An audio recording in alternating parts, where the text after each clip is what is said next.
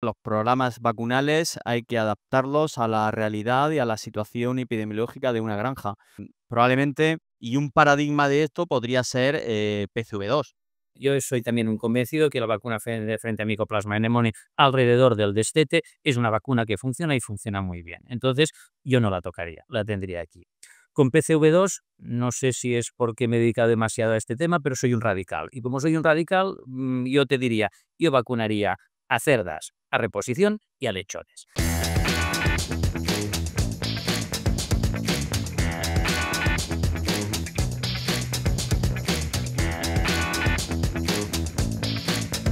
Hola, soy Guillermo Ramis y en este nuevo episodio de Porcicast voy a ser vuestro anfitrión y hoy me cabe un honor doble porque hemos conseguido reunir a dos grandes amigos que voy a pedirles que se presenten, pero dudo que nadie hoy en este sector no conozca al doctor Joaquín Segalés y al doctor David Espigares, que además me cabe también el segundo honor porque uno participó por invitación mía en el tribunal que hizo doctor al otro. Así que, por favor, Kim, por favor, David, presentaros, contadnos cuál es vuestra formación, cuál ha sido vuestro desarrollo profesional y a qué os dedicáis ahora exactamente. Kim, empiezas tú, por favor. Muchas gracias, Guille. Bueno, para mí también es un placer compartir esta, yo diría, casi mesa redonda que tenemos entre los tres. Mi nombre, como decías, es Kim Segalés. Soy licenciado en veterinaria desde el año 91, por tanto ya del siglo pasado. También doctor en veterinaria desde el año 96, después de una estancia más o menos breve de un año y poco en Estados Unidos. Y también soy diplomado por el Colegio Europeo de Patólogos Veterinarios desde el año 2000 y del Colegio de Salud y Producción Porcina desde el año 2004. Soy profesor de la Universidad Autónoma de Barcelona en la Facultad de Veterinaria y me dedico a la investigación de enfermedades del cerdo desde hace ya más de 30 años. El tiempo pasa muy rápido. Y también en los últimos 11 años, con eso de probar cosas nuevas, pues me he dedicado a probar algo de coronavirus zoonóticos y lógicamente con la pandemia entre medio, pues fue un aprendizaje rápido y brutal. Por tanto, esa sería un poco la situación. David, por favor, preséntate. Pues para mí un inmenso honor estar aquí con dos de mis grandes referentes, como sois vosotros. Y nada, pues yo soy también licenciado en veterinaria y doctor en veterinaria por la Universidad de Murcia. Tengo un máster en ensayos clínicos en veterinaria y otro máster en marketing farmacéutico. Y soy también diplomado en estadística en ciencias de la salud por la UAB. Y respecto a mi experiencia profesional, pues estuve durante 11 años trabajando como clínico de campo en integradoras y empresas de producción animal en el sureste de España, y desde 2015 soy el responsable de los servicios técnicos de porcino para Ceba Salud Animal en España. Bueno, pues queda evidente que de lo que vamos a hablar hoy es de patología. Tenemos a dos grandes expertos en patología y referentes. Y lo primero que me gustaría es que comentarais, y podéis intervenir del modo que os parezca, cuál es el impacto que tienen circovirus y micoplasma en la industria porcina y por qué hoy deberíamos estar hablando de esto. Bueno, si me permites, David, simplemente un poco de introducción, seguro que podrás complementarlo bien. A ver, desde el punto de vista de Circovirus porcino 2, ya que llevamos trabajando muchos años con él, y parece mentira porque se han desarrollado vacunas muy eficientes de cara a lo que es el control de la signología clínica. Pero aún a día de hoy, con más de 15 años ya trabajando con vacunas, pues continuamos hablando de este virus, básicamente porque es un virus ubicuo, es decir, continúa estando en nuestras granjas. Y lo que sí es cierto es que el hecho de estar en nuestras granjas quiere decir que de vez en cuando podrían darse situaciones. Muchas veces son situaciones con un contexto epidemiológico muy concreto que implica que, a pesar de utilizar esa vacunación de una forma sistemática, pues aún podemos llegar a tener problemas con circovirus porcino 2. Por tanto, definitivamente continúa teniendo interés el abordaje, incluso yo diría diagnóstico y de monitorización para con este virus.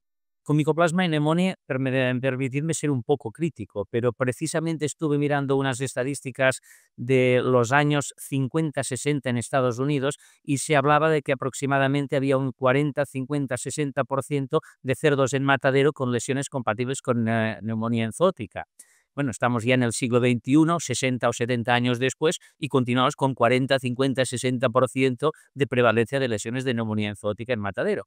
Con lo cual, sería de ilusos no continuar hablando de Mycoplasma pneumoniae. Otra cosa es si tenemos herramientas o no para solucionarlo de una forma definitiva. Quizá definitiva no, continúa estando en nuestras granjas, pero ciertamente hay posibilidades de, como mínimo, intentar controlar o minimizar el impacto de esta infección. David, me encantaría oír tu opinión. Pues estoy totalmente de acuerdo con lo que comenta Kim. De hecho, mientras él hablaba, estaba pensando en cómo PCV2 se ha convertido, al ser ubicuo, se ha convertido en un experto en detectar aquellos agujeros epidemiológicos que se produzcan en nuestras granjas, ¿no? Con las vacunaciones se muestran muy efectivas, y en el momento en el que lo que yo le llamo un agujero epidemiológico, una zona que no está cubierta, pues ahí nos aparece de nuevo. Es decir, nos cuesta, aún tenemos un largo camino por recorrer aún para tener la enfermedad totalmente controlada. Y respecto a Mycoplasma, pues es que es cierto, es que seguimos teniendo un nivel elevado de lesiones pulmonares.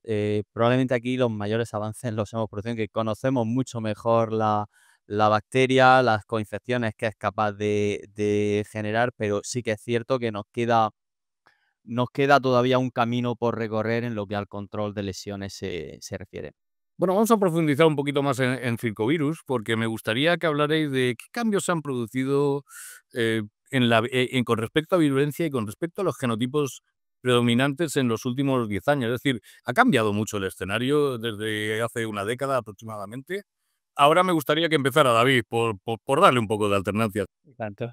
Pues evidentemente los genotipos han ido cambiando, el virus, y ahora seguramente comentará Kim, el virus ha ido evolucionando, han ido apareciendo genotipos nuevos y algunos de ellos se han ido implantando, ¿no? En nuestras granjas, ¿no? Como puede ser el genotipo D, que parece que está adquiriendo una mayor prevalencia. Pero no solamente esto es importante, sino lo que también ha ido cambiando es nuestra habilidad o nuestra sensibilidad en las técnicas diagnósticas. Somos capaces de genotipar ahora mismo con cierta facilidad y a un precio razonable. Y la sensibilidad para detección del virus por técnicas PCR también ha evolucionado muchísimo en los últimos, diría, 3, 4 años. Actualmente las técnicas PCR actuales son capaces de detectar niveles de virus por debajo de 10 a la 1. Con lo cual, somos mucho más conscientes de qué es de dónde detectamos el virus y de cómo circula dentro de una granja. Sí, en ese sentido yo sí que me gustaría comentar que desde el punto de vista de virulencia, yo creo que no tenemos ningún elemento claro y contundente como para decir que la evolución del virus ha supuesto un incremento de virulencia o incluso una disminución de virulencia. Quizá aquí, para que la gente lo pueda entender mucho más fácil, cuando hemos tenido una pandemia, hemos visto clarísimamente cómo unas variantes sustituían otras básicamente por la capacidad que tenía ese virus nuevo de adaptarse al ser humano con mayor capacidad de transmisión, etcétera. Lo que suele suceder y pasa con circovirus porcino 2 es que es muy posible que el genotipo D tenga un fitness, es decir, una adaptación al huésped que probablemente sea mejor que los precedentes, de manera que lo ha ido sustituyendo con el tiempo. Pero ojo, eso no quiere decir que ahora solo tenemos D y ya A y B han desaparecido. De hecho, no han desaparecido y de hecho continúan quedando nichos donde se encuentra el A, el B e incluso otros tipo el E, F, G, etcétera, que no buscamos o buscamos muy pocos porque a día de hoy aparentemente pues su prevalencia es muy baja, ¿no? Por tanto, sí que ha habido claramente una evolución y el virus va a continuar evolucionando, por tanto podemos esperar seguramente más genotipos en el futuro, pero lo que sí es cierto es que la virulencia probablemente no ha cambiado demasiado. Otra cosa es que estamos encontrando ocasionalmente, es verdad, casos de circovirosis porcina en granjas vacunadas. Y eso siempre es un motivo de preocupación. Pero probablemente se liga mucho más a lo que comentaba antes David en términos de cambios en la epidemiología de la granja que no a cambios en el virus per se. Ahora hablaremos de cuáles son esas posibles interacciones que hagan que la vacuna no funcione siempre todo bien, pero tengo una pregunta para ti, Kim, porque siempre me he preguntado por qué el B fue tan fugaz, fue en términos de tiempo tan breve comparado con el D. ¿Es por esa mayor adaptación del D de que hablabas tú? Bueno, en el fondo no lo sabemos y todo es muy especulativo. Lo que pasa que si uno intenta entender la historia natural de los virus, pues lógicamente el que está mejor adaptado es el que permanece en el tiempo. Si miramos la historia conocida, porque claro, también hay una historia desconocida que es la previa con circovirus porcino tipo 2, resulta que cuando uno mira las secuencias existentes de los años 90, incluso antes de que se describiera la circovirosis porcina como enfermedad, pues veíamos que ahí dominaba el PCV2A. No sabemos por cuánto tiempo dominó, sabemos que en ese momento al menos dominaba el A. Cuando empezaron los grandes brotes de enfermedad a nivel mundial, estamos hablando en Europa en los años 97, 98, 99 y en Norteamérica 2003, 2004, 2005 sobre todo, Asia seguía bastante el nivel europeo, pues ahí hubo un cambio también de prevalencia muy claro del A al B. Y por eso una de las cuestiones que se puso encima de la mesa es que el B debe ser mucho más virulento que el A. Eso es lo que se propuso. Pero cuando nos vamos a modelos experimentales no vemos diferencias entre A y B. Por tanto, ¿qué es lo que sucedió en un momento dado? Cambios en el sistema productivo, cambios en la genética porcina, cambios que igual no somos conscientes de ellos ni cómo han impactado, pero que seguramente han facilitado pues esa transición de ave, o simplemente es que efectivamente con el tipo de cerdo que se estaba criando, pues el B tenía ese fitness, esa adaptación mejor que el A. Y curiosamente, en un contexto que ya era endémico, no nos engañemos, pero la realidad es que se empezó a generar enfermedad cuando antes apenas la habíamos visto o, como hemos visto retrospectivamente, pues existía, pero con un impacto mucho menor. Entonces, seguramente aquí nos faltan muchas piezas del puzzle. No sabemos exactamente el porqué, pero sí que ha habido ese cambio de prevalencia de genotipo. Y ojo, el B, yo te diría que aproximadamente fue el más predominante, con mucha diferencia, durante 15 años. Hasta el 2012-14 fue el más predominante. A partir del 12-14 es cuando estamos con el D. Y con este ya llevamos también 12-13 años de máxima prevalencia. Con lo cual veremos cómo evoluciona. Si este se mantiene, si este cambia o qué sucede. Pero lo que está claro es que el virus es dinámico y continuará siendo dinámico. Bueno, antes hemos hablado ya de vacunas y hemos hablado de que se ponen muchísima vacuna en el mundo frente a circovirus. Bueno, en general hay grandes programas vacunales ya. Nos fuerza a ello además pues el hecho de que hayamos tenido que reducir antibióticos, por ejemplo, o hayamos eliminado elementos como el óxido de zinc. Pero me gustaría saber vuestra opinión sobre la posible interacción que hay entre los virus inmunosupresores o inmunodepresores con la eficacia de estas vacunas, porque lo que es impensable es que hoy tengamos una granja con 1 o 2 patógenos, sino tenemos toda una pella de patógenos. ¿Cuál puede ser esta interacción entre estos patógenos inmunomoduladores y la eficacia de las vacunas? Empieza, Kim, porfa. Sí, de hecho, a ver, virus que tienen capacidad de modular la respuesta inmunitaria o agentes que tienen esa capacidad, pues tenemos unos cuantos y que de forma endémica en nuestras granjas, empezando por circovirus porcino tipo 2, el virus del PIRS, por supuesto, Mycoplasma pneumoniae, hasta el virus de la influenza porcina podría estar en ese grupo, porque todos tienen una cierta capacidad de afectación de lo que es el sistema inmunitario o la respuesta inmunitaria a nivel de tracto respiratorio.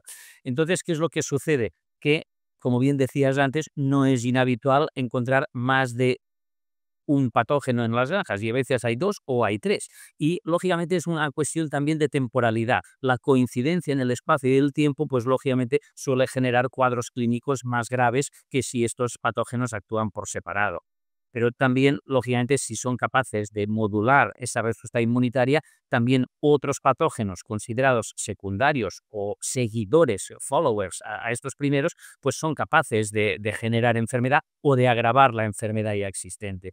Por tanto, lo que está claro es que eso existe. Y además, el grado de interacción que puedan tener es más complejo que simplemente tengo 2 patógenos y qué sucede. Porque aquí también entran todo el mundo, el apasionante mundo de la vacunación. ¿Qué pasa si estoy vacunando frente a un patógeno y tengo un agente modulador en ese momento que yo estoy vacunando? Claro, hace años vimos claramente que había una interacción, al menos a nivel de campo, clarísimamente, experimentalmente no tanto, pero también que cuando PIRS y circovirus porcino tipo 2 actuaban juntos, el problema era mucho más grave. Pero luego también nos dimos cuenta que ahora ya tengo vacunas frente a circovirus porcino tipo 2, vacuno frente al mismo, pero si vacuno en presencia de infección por el virus del PIRS, esa eficacia vacunal disminuye. Por tanto, las interacciones están a nivel de patógenos y de patógenos con incluso todas las acciones vacunales que podamos hacer. Por tanto, esto es algo que está pasando literalmente y ojo, muchas veces también hay otros agentes que quizá o no los buscamos o pensamos que no tienen importancia, pero la primera gran interacción que se definió para circovirus porcino tipo 2 fue con parvovirus porcino. Y alguien dirá, bueno, pero parvovirus porcino en una transición o un engorde es importante. Bueno, desde el mismo momento que no lo buscamos habitualmente, quizás nos llevaríamos una sorpresa si lo buscáramos. Si me permites un pequeño inciso, Kim, yo busqué en aquella época parvovirus, empecé a hacérselo perfiles y empecé a descubrir que circulaba en todas las transiciones, en todos los cebos. Y es más, cuando aparece aquel estudio de Gordon Allen que dice que si el parvovirus está facilitando la vida al circovirus, yo en mi infinita sabiduría, ¿qué hice? Decidí vacunar los cebos con vacuna de parvovirus para madres. El circovirus no se lo podía creer, le traje yo el virus, no hizo falta ni que circulara. Me dio un brote de circovirosis tan brutal que digo, bueno, esto es una de esas experiencias que vamos a procurar olvidar, y era la confirmación exacta de que parvovirus, sin hacer absolutamente nada en las transiciones en los cebos, pues estaba haciendo un efecto absolutamente detonante de circovirus. Bueno, después de la anécdota, David, me gustaría saber tu opinión a este respecto. Pues es un tema es un tema complejo, porque al lechón le vacunamos o le aplicamos estas vacunas en un momento delicado de su vida. Es decir, la inmunidad maternal para diferentes patógenos está cayendo, es cuando, la transmisión, si no vertical, también horizontal, de todo este tipo de patógenos se está produciendo. Es decir, vacunamos en un momento complicado. Además, este tipo de patógenos, pues recuerdo hace años, ¿no? Que siempre existía la duda de una vez que tenemos patógenos y virus inmunodepresores en el momento de la vacunación, ¿qué era mejor hacer? Si vacunar o si no vacunar. Parece que los estudios más recientes nos dicen que aún viéndose comprometida la eficacia de la vacuna, es mejor vacunar que no vacunar los animales.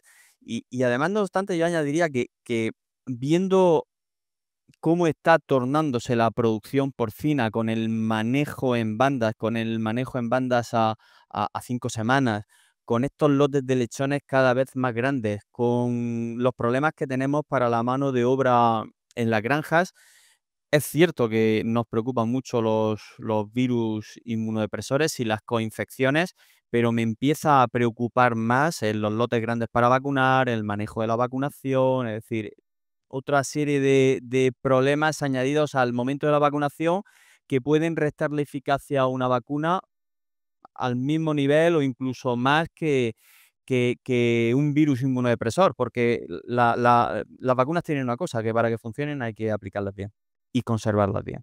Incluso hay que aplicarlas. Esto es un mantra importante. Hemos visto más de un fallo vacunal donde el fallo era pues que no había salido la vacuna de la nevera.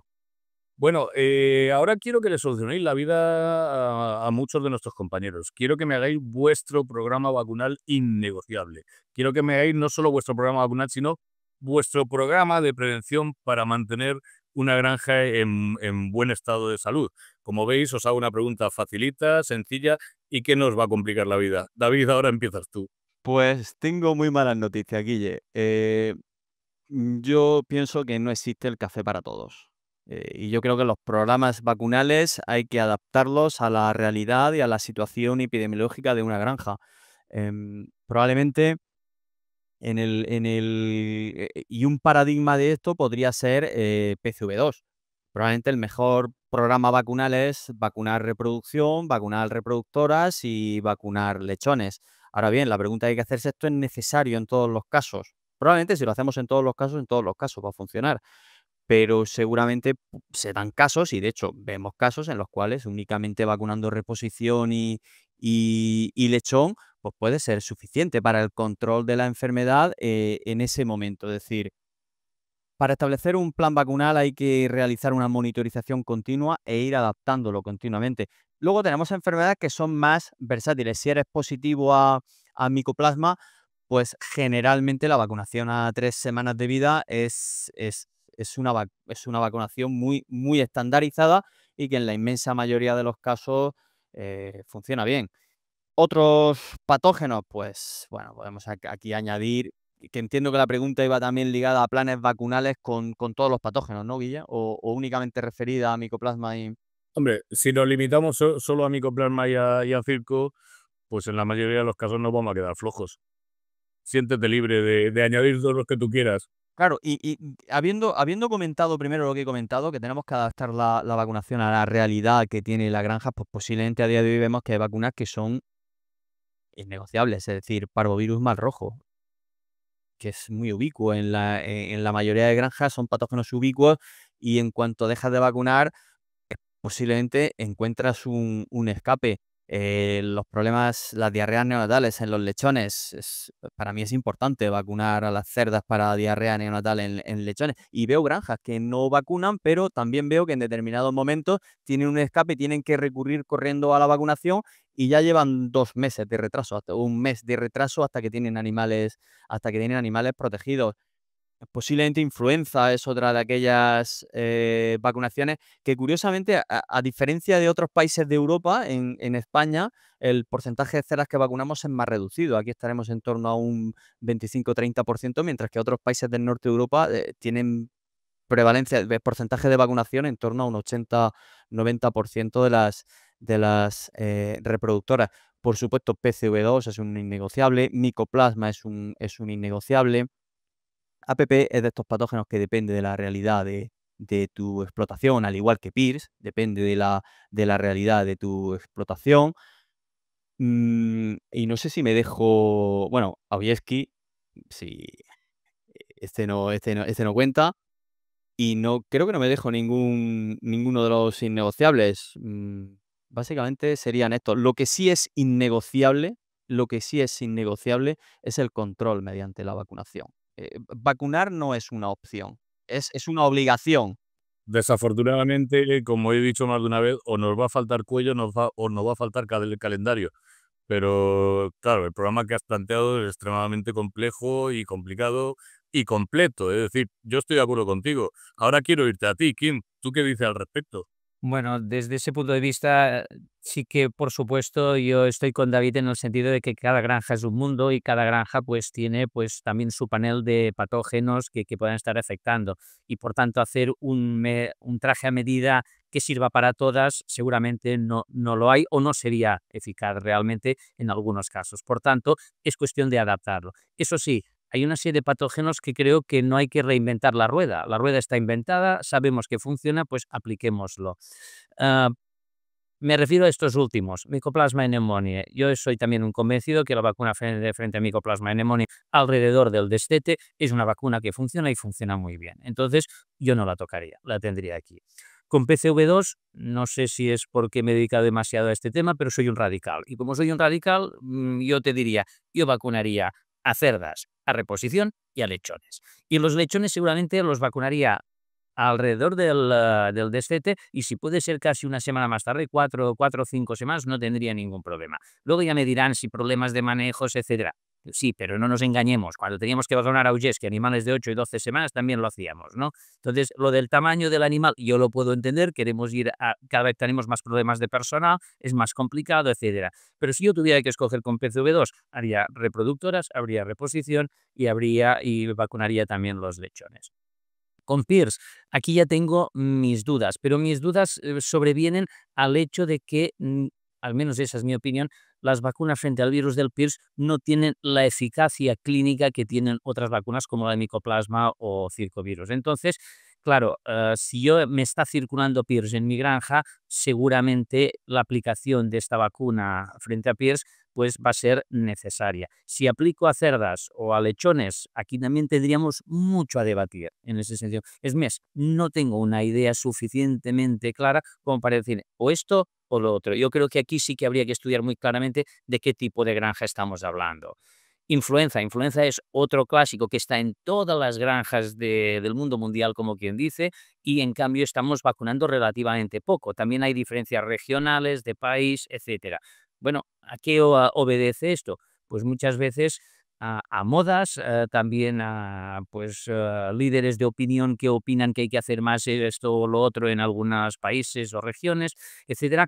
Tampoco es una cosa que tengamos del todo claro, porque además los virus vacunales que tenemos en estas vacunas de influenza son virus que no son demasiado actualizados comparado con lo que está circulando a día de hoy. Pero bueno, también es verdad que los virus de gripe porcino no evolucionan a la velocidad que los de humana. Por tanto, bueno, ojo, yo pienso que ahí también tenemos mucho campo para correr y discutir. Actinobacillus pneumoniae, pues lógicamente acabarás vacunando en aquellas granjas donde tengas un problema clínico evidente. Por tanto, hay una serie de vacunas que probablemente dependerán mucho más de cómo es tu situación clínica que no de hacer algo por sistema. Yo creo que por sistema, básicamente, Mycoplasma y Circovirus pleuroporosis tipo 2 son inamovibles a día de hoy. PIRS, seguramente si eres endémico, probablemente también. Habrá que ver a quién vacuno y cuándo vacuno. Y las otras tienden a ser más opcionales dependiendo de la situación concreta de cada granja. Pues iba a hacer un resumen de vuestra respuesta, pero lo acabas de hacer maravillosamente bien. Estoy de acuerdo con vosotros en que no entiendo muy bien por qué esa escasez de vacunación de gripe. Es algo que como mínimo me llama la atención. Y estoy de acuerdo con vosotros y espero que estéis de acuerdo conmigo, que la eficacia de una vacunación empieza en el diagnóstico, ¿verdad que sí? Si no hay un buen diagnóstico, poner una vacuna a veces va a ser tirar el dinero. Bueno, vamos a pasar a la siguiente pregunta. Y ahora ya tenemos puesto ese programa, ¿cómo evaluamos su eficacia? ¿Cómo evaluamos que está funcionando bien? Y ahora empiezas tú, Kim, por favor. Bueno, yo voy a ser muy simple y no gustará mi respuesta, ya lo sé que no gustará, porque yo para mí, desde el punto de vista de monitoreo de cómo funciona o una potencial eficacia de una vacunación, es mirando a los cerdos. Yo quiero ver cómo van los cerdos, cómo son los parámetros productivos, cómo van creciendo, etcétera, etcétera. Eso es para mí lo que me da realmente una evidencia de la eficacia de un programa vacunal y la mejor manera de monitorizar. Ya sé que la tendencia actual es intentar monitorizar a través de técnicas de biología molecular. Ese es el clásico. Sí, pero cuando estamos monitorizando patógenos que son endémicos y que son ubicuos en nuestras granjas, lo lógico es que los encontremos. Lógicamente nos preocupamos dependiendo de la carga vírica o bacteriana que encontremos y eso nos hace preocupar y ya estamos pensando que no está funcionando bien o a veces queremos hacer serología para ver si efectivamente hemos vacunado bien, tiene que seroconvertir, cosa que tampoco es matemática. Por tanto, yo creo que lo estamos intentando simplificar demasiado. Queremos que el laboratorio nos diga que la vacuna está funcionando bien o que la vacunación está funcionando bien. Y creo que esto es una tarea del veterinario clínico, de quien está con los cerdos cada día. Igual también es una visión, no sé si radical o conservadora, pero esa es mi visión a día de hoy. Otra cosa es que podamos discutir, y eso podemos tener tiempo, de cómo monitorizar una infección y qué importancia darle en un momento dado. Porque una frase que dijo el famoso Tom Alexander hace muchos años: no hagas algo a nivel laboratorial que luego no vayas a saber interpretar, porque tendrás un problema de confusión, no sabrás qué hacer. Y yo tengo la sensación que a día de hoy nos confundimos a nosotros mismos con tanta analítica en situaciones que quizás no tenemos realmente un problema, sino que lo que queremos es ver qué pasa con estos agentes y viendo que están, no sabemos demasiado cómo interpretarlo. Kim, tu respuesta ha sido la de un clínico de campo y la de alguien que se ha criado en una granja. David, porfa, ahora dime tu opinión. Pues también tengo que estar de acuerdo con Kim, es decir, mirar los animales es la primera opción, pero me gustaría añadir algunas cositas. En primer lugar, creo que antes de monitorizar el efecto de una vacunación, hemos de empezar por monitorizar la vacunación en sí. Y comento esto porque muchas veces me llaman o nos llaman para hacer una prueba o para evaluar unos animales que supuestamente han sido vacunados y cuando investigamos, lo primero que nos encontramos es que los animales no habían sido correctamente vacunados. Y vuelvo a insistir en el mismo concepto, es decir, hemos de buscar no monitorizar y no necesariamente mediante herramientas laboratoriales, sino también mediante la enseñanza y el aprendizaje de las personas que llevan a cabo las vacunaciones para que las hagan correctamente. Una vez que estamos completamente seguros de que los animales han sido bien vacunados, pues a partir de ese momento pues tenemos que ver si tenemos herramientas laboratoriales que nos permitan evaluar la eficacia o no, porque muchas veces no las tenemos. Por ejemplo, en el caso de Mycoplasma es muy complejo medir mediante técnicas laboratoriales la eficacia de una vacunación porque no sabemos a priori la cepa que podamos detectar de micoplasma, la virulencia que pudiera tener. En este caso, pues posiblemente a día de hoy nos vamos a medir el efecto, ¿no? El efecto que puede ser en términos de índice de conversión o ganancia media diaria, que son también complejos porque dependen de muchos factores, o directamente evaluando lesiones pulmonares en matadero, que podría ser una de las medidas más habituales para medir el efecto de una intervención o de un cambio de vacuna o de un plan de control de micoplasma con el tiempo. Respecto a PCV2, pues es que mirar los cerdos, es que exactamente igual, porque es un virus ovico, la mera detección del virus no te va a indicar necesariamente nada y es un control de sintomatología clínica, crecimientos, etcétera. Sí, simplemente para añadir una cosa, David, que la has comentado al principio. Quizá cometemos el error muchas veces de que asumimos que todo el mundo vacuna bien y que todo lo hace bien.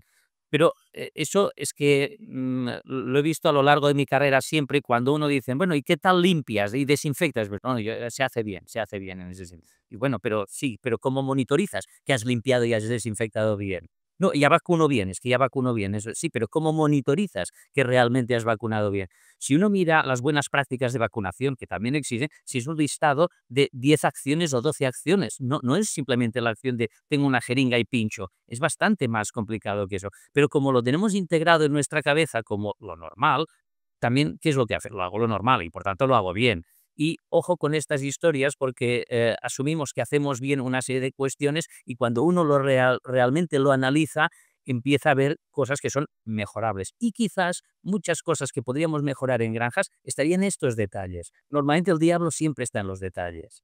Totalmente de acuerdo. Estoy absolutamente de acuerdo con vosotros. Una vacunación siempre va a ser un animal, un sistema inmune, una conservación, la propia vacuna, cómo se puso. Es decir, hay un panorama inmenso de factores. Bueno, normalmente le pedimos a nuestros invitados que hagan unas conclusiones, un resumen, pero hoy como sois dos me vais a permitir, y como además tengo mucha confianza con los dos, que haga yo el resumen.